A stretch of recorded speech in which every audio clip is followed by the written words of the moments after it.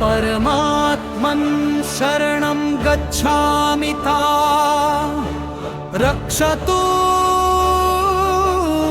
सर्वदा। अन्धकारस्य प्रपञ्चे दिव्यज्योति प्रदीप्तता। यत्किञ्चित् जगदृश्यं तत्सर्वं तव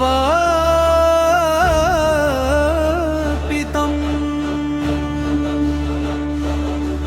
मम देहं मम प्राणं तव चरणे समर्पितम्। न मे वित्तं न मे राज्यं न मे सौख्यं कदाचन, केवलं तव सान्निध्यं प्रार्थयेऽहं जगत्पते।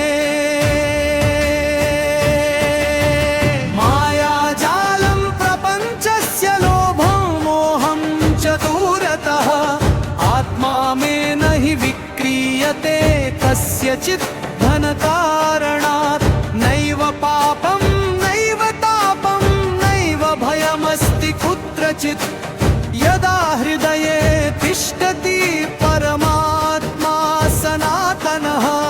दुष्टशक्तयः पलायन्ते तव नाम प्रकीर्तनात्। सत्यधर्ममय मार्गे नय मां पुरुषोत्तम।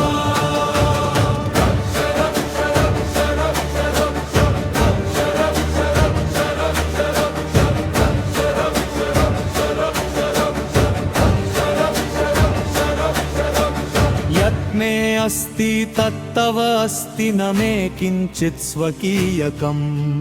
पञ्चतत्त्वमये देहे ईश्वरस्यैव शासनम्। अदृश्यशक्तयः सर्वः नश्यन्तु तव तेजसा। दुष्टबुद्धिः विलीयन्ते सत्यस्य विजये सति। अहङ्कारं विनाशमे देहि दिव्यं च चक्षुषं। यत्र पश्यामि तत्रैव तव रूपं निरूपितम्। मन के विस्तारा मध्ये देव तिष्ठति शाश्वतः। ब्रह्माण्डव्यापिनी शक्ति अस्मान् रक्षतु सर्वथा। न चोरहार्यं न च राजहार्यं न भ्रातृभाज्यं न च भारकारी। शुद्धबुद्धमय चित्ते रक्षतु मां जगत्पतिः।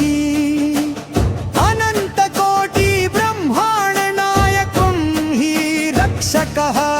तव तेजसा दह्यन्ते सर्वपापाः समन्ततः।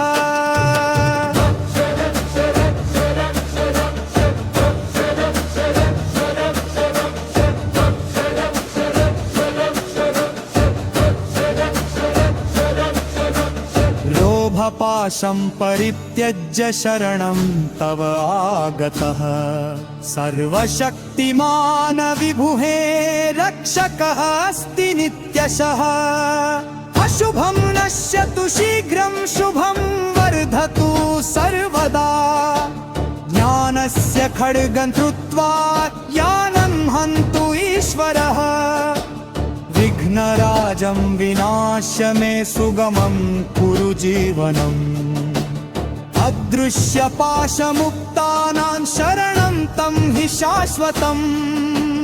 यस्य आत्मा भगवति लीनस्तस्य किं भयं भवेत्। संसारस्य विविधाः बाधः तस्य पादं न स्पृशेत्। रक्षमान् रक्षमान् देव पाहि मां परमेश्वर। त्वमेव माता च पिता त्वमेव बन्धुश्च सखा। त्वमेव विद्या द्रविणं त्वमेव सर्वं मम देव देव।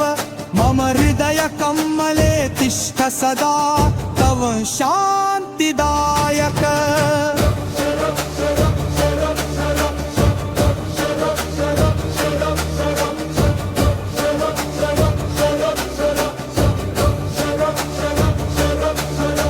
सर्वतः पाणिपाद पादं तत्सर्वतोऽक्षिशिरोमुखम् सर्वतः श्रुतिमल्लोके सर्वमावृत्य तिष्ठति तव रूपम् अनन्तं हि तव शक्ति अपारिणी अदृश्यं दृश्यं वा यत्तस्ति तस्मात् त्वं रक्षणः सर्वव्यापक सर्वेश सर्वशक्ति समन्वितम्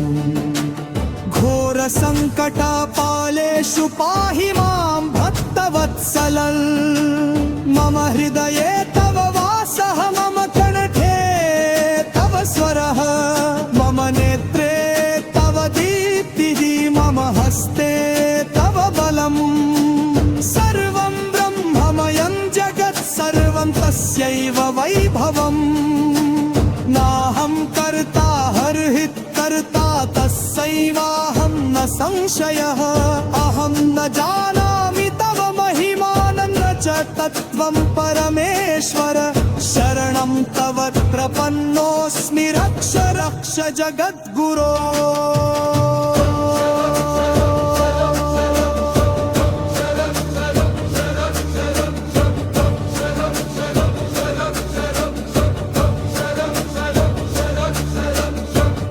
परमब्रह्म मे शक्तिः सर्वं तवानुग्रहम् अहङ्कारं विनाश मे देहि आत्मकं शुभम् पुस्तक पश्चित् न मे शत्रुं यमात्मं मे वंशतः सर्वत्र पश्यामि तारेव